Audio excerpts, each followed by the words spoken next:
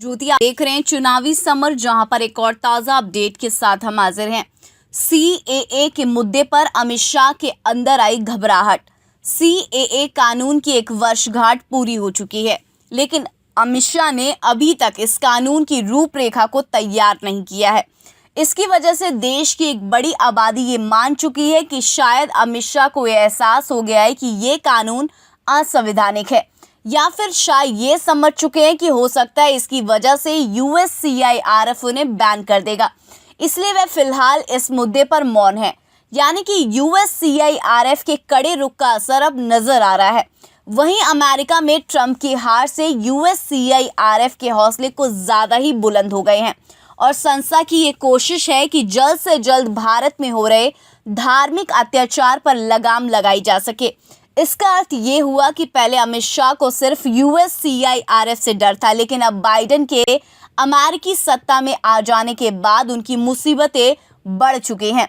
गौरतलब है कि नया नागरिकता कानून लोकसभा में 9 दिसंबर 2019 को और राज्यसभा में 11 दिसंबर 2019 को पास हुआ था। इसके बाद 12 दिसंबर को इसे राष्ट्रपति की मंजूरी मिली थी, लेकिन उस दिन से लेकर आज तक गृह मंत्रालय की ओर से इस कानून पर शायद ही कुछ कहा गया हो।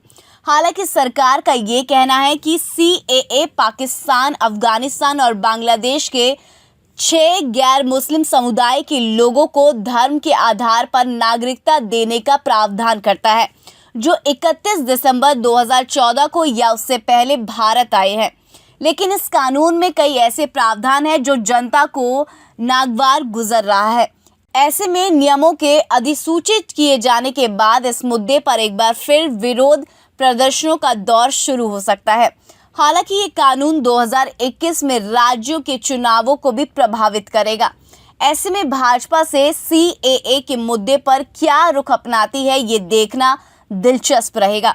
लेकिन इतना तो तय है कि मोदी सरकार के अंदर सीएए के मुद्दे को लेकर उलझन का माहौल है, क्योंकि इस कानून के लागू होने के बाद ना सिर्फ देश में विरोध प्रदर्शन शुरू हो जाएगा, बल्कि अमेरिका सहित कई देशों का दबाव मोदी सरकार पर आ सकता है और हो सकता है कि इसकी वजह से अमित शाह बैन होने की कगार पर पहुंच जाए। इसलिए जानकारों की नज़र में कहीं ना कहीं अमित शाह की चुप्पी से ये साबित हो चुका है कि शायद वे मान चुके हैं कि सीएए असंवैधानिक है। हालांकि अपनी प्रतिष्ठा बचाए रखने के लिए इस बात को खुलकर स्वीकार नहीं करेंगे, लेकिन अगर उन्होंने सीएए को लेकर अधिसूचना नहीं जारी किया तो ये मान लिया जाएगा कि सीएए असंवैधानिक है।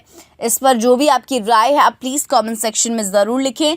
Thank you so much. Keep watching today's for more news.